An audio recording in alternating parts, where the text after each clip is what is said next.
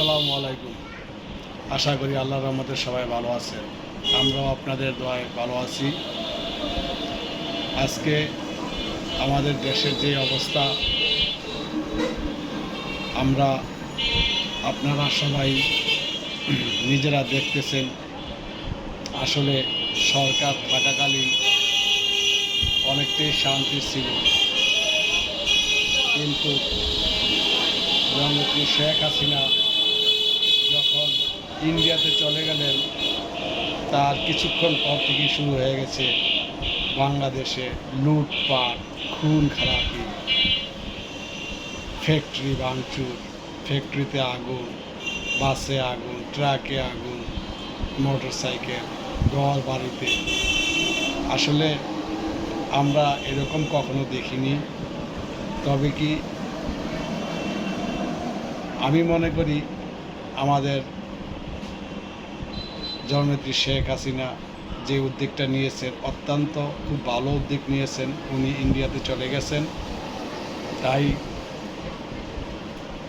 যদি না যাইতেন তাহলে বিভিন্ন দল, বিভিন্ন রাজনৈতিক যারা আছেন, বিএনপি আছেন, আওয়ামী লীগ আছে, জাতীয় পার্টি আছে, হেফাজত আছে, জামাতে ইসলাম আছে, সবাই একটা বিভিন্ন একটা মারপিট ঝগড়া হয়, অনেক বড় ধরনের ক্ষয়ক্ষতি হয়ে যেত।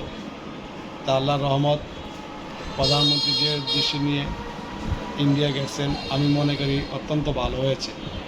আর না হয় সব দল মিলে, বিএনপি, আওয়ামী লীগ, জামাত, হেফাজত ইসলাম, জাতীয় পার্টি, সবাই কে কাকে পিটাইতেন, কে কাকে মারতেন, হাজারো মানুষ, লক্ষ মানুষ মারা যেত।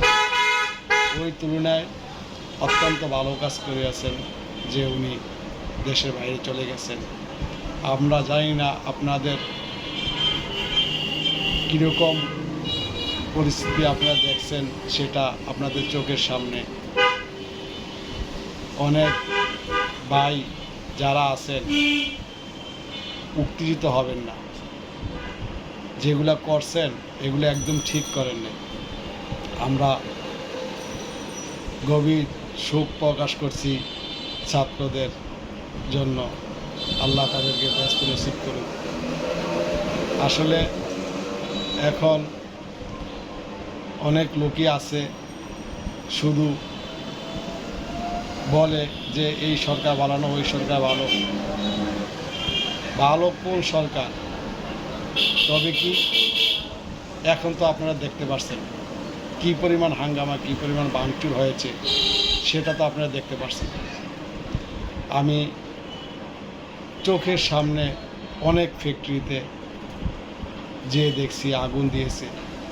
তবে কি আরেকটি কথা হয়েছে, বঙ্গবন্ধু শেখ মুজিবুর রহমান দেশ স্বাধীন করেছে, ওনার একটা 32 নম্বরের বাড়ি ছিল, সেই বাড়িটাতে আপনারা আগুন দিয়েছেন, জ্বালিয়ে পুড়ে দিয়েছেন। দুঃখজনক ঘটনা। যারা ভাঙছেন, জ্বালছেন, জ্বালিয়েছেন, তারা তো মুক্তিযুদ্ধের সময় ছিলেন না। তো আল্লাহ তাআলা আপনাদেরকে সবাইকে হেফাজত করুক। আল্লাহ আপনাদেরকে দেখছে। অন্যায় যদি আপনি করে থাকেন, আপনার সাজা ভোগ করতে হবে। কারণ সরকার আসবে যাবে, এটাই হয়, কিন্তু আল্লাহর তরফ থেকে পতন আসে। সরকার নাই বিদায় আপনারা যে অত্যাচার, যে জুলুম যে করেছেন, এটা আপনারা নিজ চোখে দেখছেন। আপনারাই বিবেচনা করবেন এখন এই দায়ভার কে নিবে। এখন তো সরকার নেই। তো ইনশাল্লাহ ভালো থাকবেন, আর ভবিষ্যতে কাউকে পিটাইবেন না, মারবেন না, কারো বাড়ি ঘর জ্বালাইবেন না। আরেকটা কথা হচ্ছে, যারা পুলিশ ভাইয়েরা, আপনাদের কাছে অনুরোধ, আপনারাও জনগণের সাথে সুন্দরভাবে কাজ করবেন। জনগণ যাতে বিশ্বাস করে আপনাদের উপরে, সেভাবে কাজ করবেন। আপনাদের প্রতি জনগণ অনেক নারাজ। আপনাদেরকে ক্ষমতায় বসিয়ে দিলে আপনারা মনে করেন যে সব কিছু হয়ে গেছে, এরকম কিছু করবেন না। আজকে দেখেন আপনারা কোথায়, থানাতেও থাকেন না। তাই আমরা আশা করব আপনারা সবার সাথে জনগণের পাশে থাকবেন। যারা নেতা কর্মী, সাধারণত ওয়ার্ড মেম্বার, কাউন্সিলর, এমপি, মন্ত্রী, উপজেলা চেয়ারম্যান, আপনাদেরকেও বলি, আপনারা যখন ক্ষমতা পাবেন তখন একটু বিবেচনা করবেন যে একটা লোক যদি অপরাধ করে থাকে তাকে ডাক দিবেন, বলবেন আসো, কী হয়েছে ঘটনা শুনে তারপর বিচার আচার করবেন। তখন বুঝতে পারবেন যে আসলে সত্যি না মিথ্যা, এগুলা মাথায় রাখতে হবে। আপনারা মনে করেন যে একজনের কথা শুনে আরেকজনকে মিলে নিয়ে আসো ধরে পিটাও তাকে, এগুলা করবেন না। এগুলা করাতে তাহলে সাহস, আপনাদের যারা কর্মী আছে অনেকেই, সব লোক তো আর খারাপ না। পুলিশের ভিতরে তো 100 ভিতরে মনে করেন যে 90 জনই ভালো আছে, 2-4 জন খারাপ হইতে পারে। তাই আমাদের যারা এমপি মন্ত্রী যারা আছেন সব তো খারাপ না। কিছু লোকের আপনাদের সাথে চলাফেরা কইরা ওনারা এই অকারেন্সগুলো করে। আপনাদের কাছে দৃষ্টি আকর্ষণ করছি, আপনারা এগুলা নজরদারি রাখবেন। কে কি করে, আপনার সাথে বসে উনি কি করে ওনার বায়োটা নেবেন, ইনশাল্লাহ দেখবেন দেশ সুন্দর হয়ে যাবে। আমি আসলে এত ভয়াবহ কখনো দেখি নাই।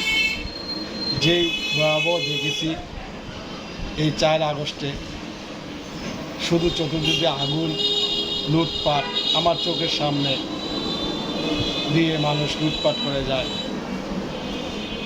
তাদের হাতে রান্দা অস্ত্র, এগুলো যারা করছেন তারা অবশ্যই ইনশাল্লাহ যারা ক্ষমতা যাবেন তাদেরকে দেখে শুনে বিচারের আওতায় আনবেন। আমরা চাই দেশের ভিতরে শান্তি হোক। যারাই ক্ষমতা চালাইবেন সবাই শুধু দেশ কীভাবে উন্নত হবে সেই অগ্রসর আমাদের মাথায় থাকতে হবে। আমরা কখনো যে প্রতিহিংসা রাজনীতি করব না, মানুষকে ধরো, মারো, পিটাও, হত্যা করো, এগুলার থেকে আমরা বিরত থাকবেন, আমরাও বিরত থাকব। কারণ এগুলা আল্লাহ তাআলা প্রত্যেকটা মানুষকে সৃষ্টি করিয়াছে, এই দুনিয়াতে পাঠিয়েছে, সবাই সবার সহযোগিতা করবেন। ইনশাল্লাহ দেখবেন আমার দুশ্মন যদি কেউ থাকে ওনাকে আমি মনে করব ভাই, উনি অপরাধ করছে, অসুবিধা করুক, সমস্যা নেই, উপরে একজন আল্লাহ তো আছে, ওনার কাছে ছেড়ে দিবেন। দেখবেন বেলা উনিও আপনাকে কখনো ক্ষতি করবে না। তো সবই মিলে দেশের জন্য করবেন, দেশের মানুষকে ভালোবাসবেন, দেশ যেভাবে শান্তি থাকে সেভাবে ইনশাল্লাহ আপনারা কাজ করবেন। তো আমরা আপনাদের জন্য দোয়া করি, আপনারা ভালো থাকবেন। আপনারা ভালো থাকলে আমরা ভালো। আবার ইনশাল্লাহ দেখা হবে। আসসালামু আলাইকুম ওয়া রাহমাতুল্লাহি ওয়া বারাকাতুহু।